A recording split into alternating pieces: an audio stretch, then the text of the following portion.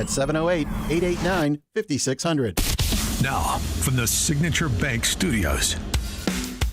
If you're looking for the latest news, insight into what it means, and the sharpest opinion, there's only one station in Chicago where you can turn, and it's this one. We're AM 560, The Answer.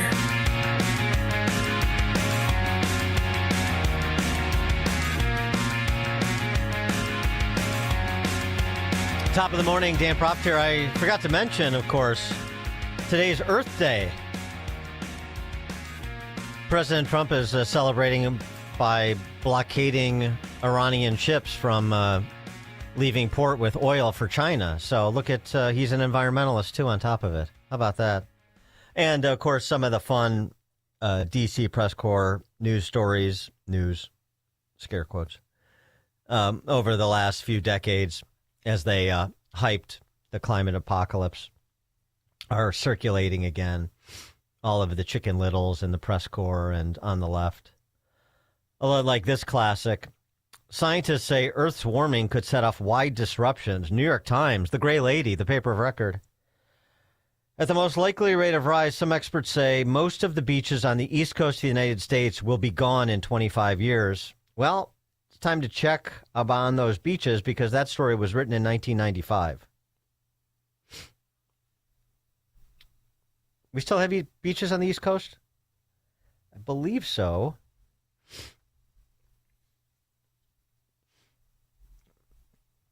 In the 60s, oil would be gone in 10 years, according to them. Another ice age in 10 years, that was the 70s. Acid rain will destroy all crops in 10 years, that was the 80s. 90s, of course, was the ozone layer will be gone in 10 years. 2000, ice caps will be gone in 10 years.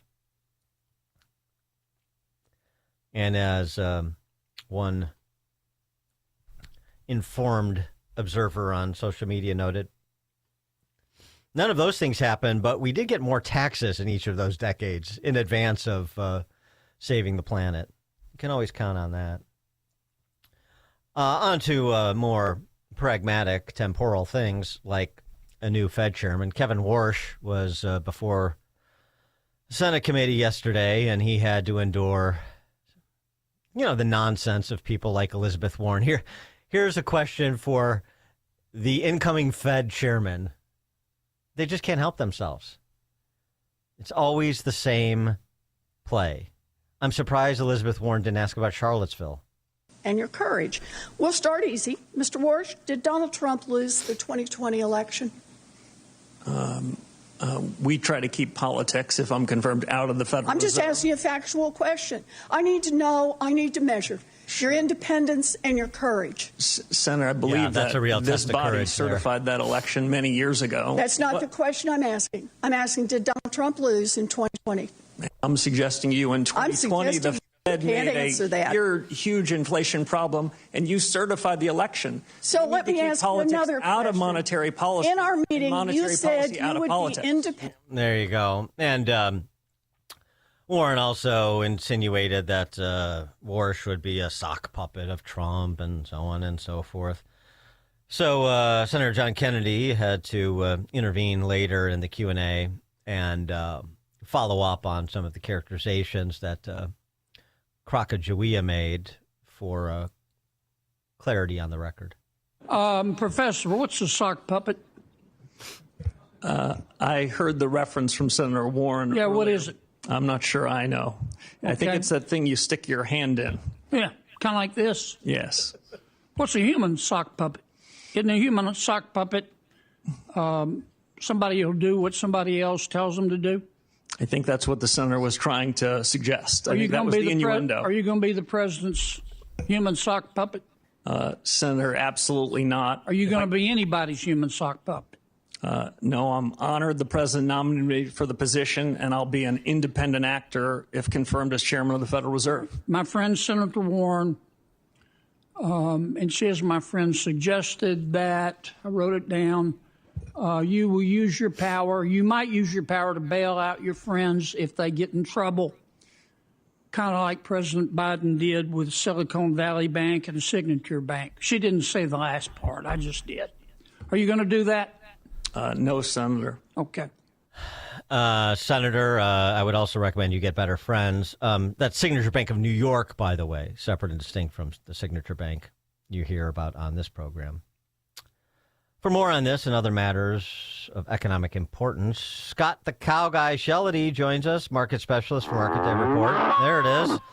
10:30 to 1 p.m. Central Time. He's also the host of the Cow Guy Close, 1 to 1:30 Central Time, both at RFD-TV. Scott the Cow Guy, thanks for joining us. First question, this is a test of your courage. Did Donald Trump lose the 2020 election? Scott the Cow Guy.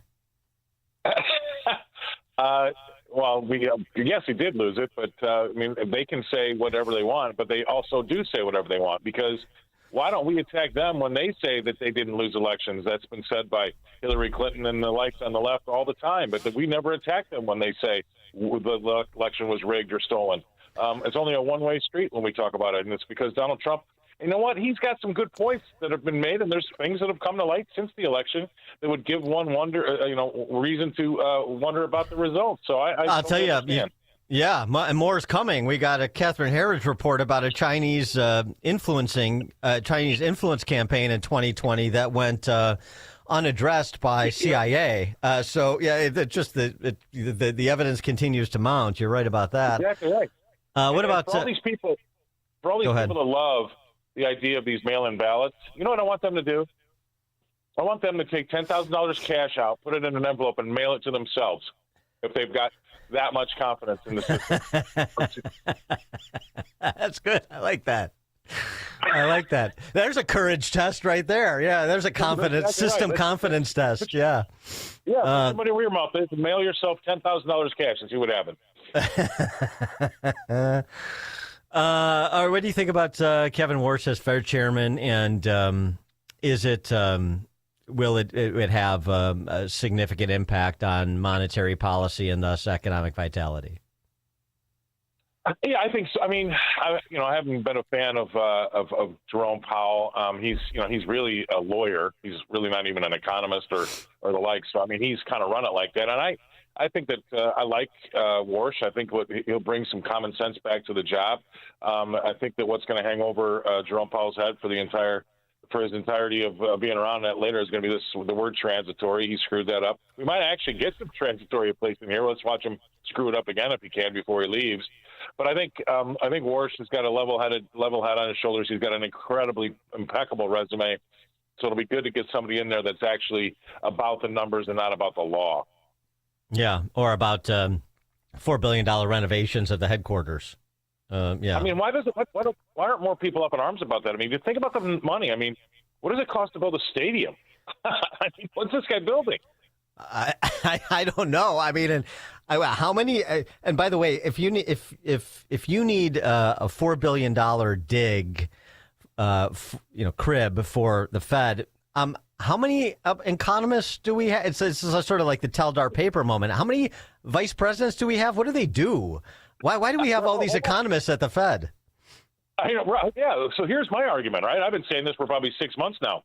If your job is to gather data, pull it together, and come up with a conclusion, I would say you're primed for being taken over by artificial intelligence, because that's all it does.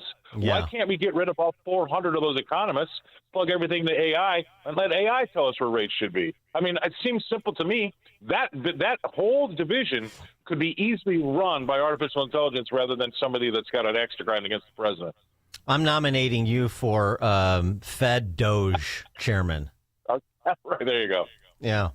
All right, so let's talk one other sort of political policy matter, but that also has economic impact.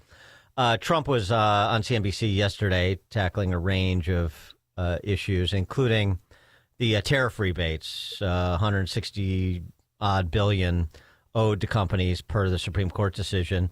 And he was happy to hear that some of the big boys are reticent to ask for the rebates to which they are entitled because they don't want to draw Trump's ire, and because he's looking at new and exciting ways to impose tariffs. But this is what he said. President, on that topic, there's a whole number of very large companies, including Apple and Amazon and others, that have not sought reimbursements yet for the tariffs, meaning they haven't tried to collect refunds. And from what I understand, part of the reason that they have waited is because there is a worry about, frankly, offending you. Would you find it offensive for them to try to collect a refund? I think it's brilliant if they don't do that. I actually think if they don't do that, they got to know me very well. I'm very honored by what you just said. If they don't do that, I'll remember them. I will tell you that, because I'm looking to make this country strong. Supreme Court could have helped us. Now they have birthright citizenship. They'll probably rule against us. No country in the world has it. It's horrible for our country. And I just see it, you know. I see some of these Republicans that are nominated by me asking real bad questions, and looks like maybe we're going to lose that one, too.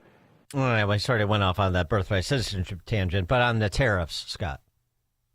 Oh, well, I tell you what, I mean, maybe there's some favoritism playing in there. You know, that's what they'd like you to think, especially from the interviewer, Andrew Russ Sorkin. But yeah, right. You know what?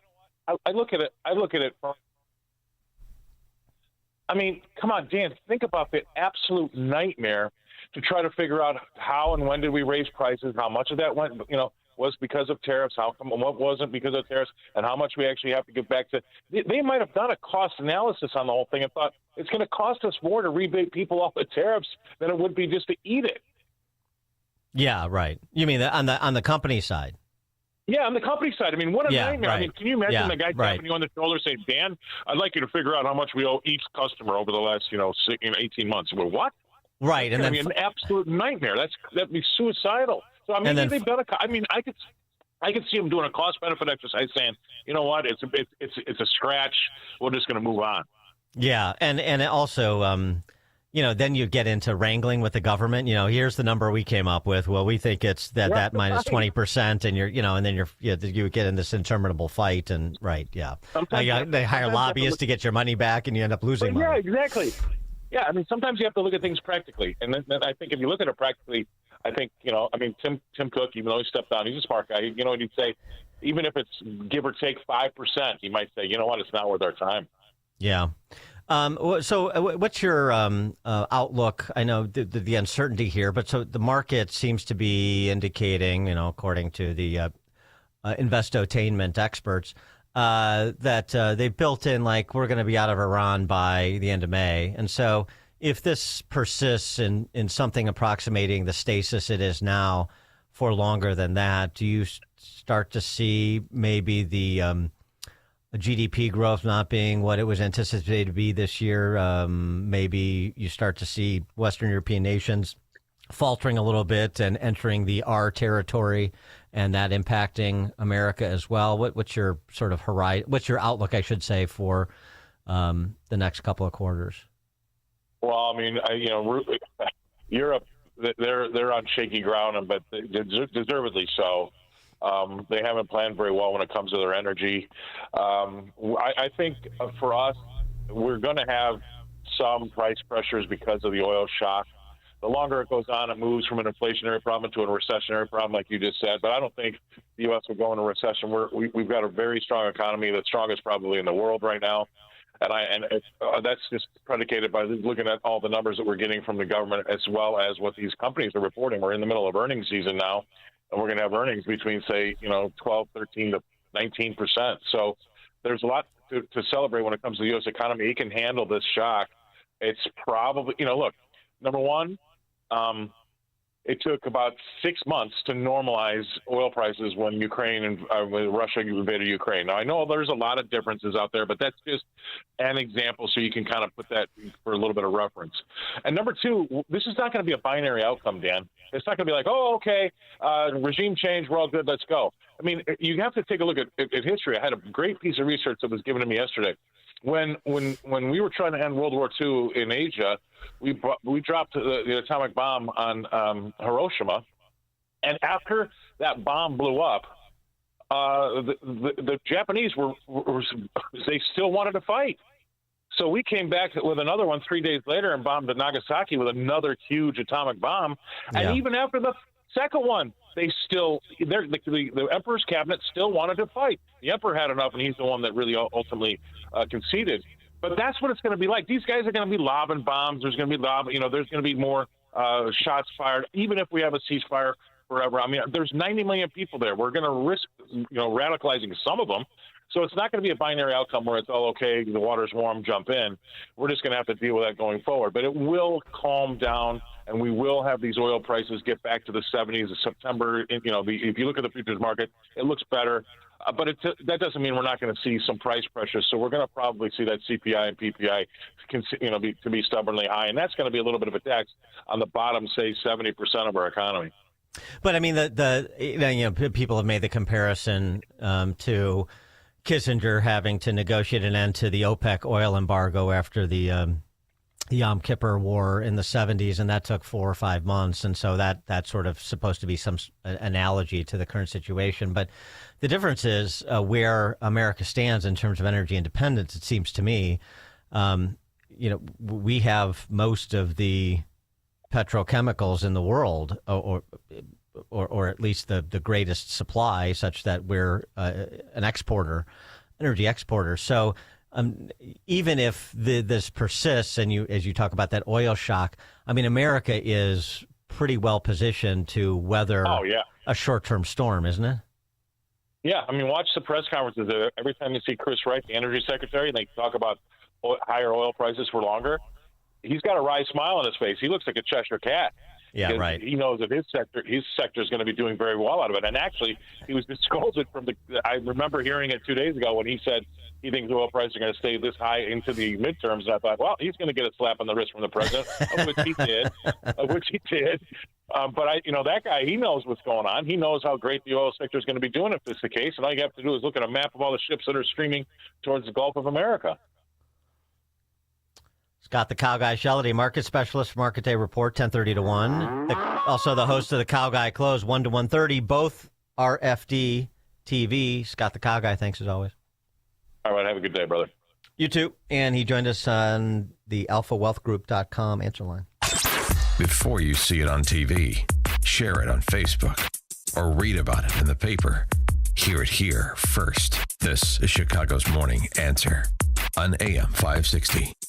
The Answer. April is Child Abuse Prevention Month.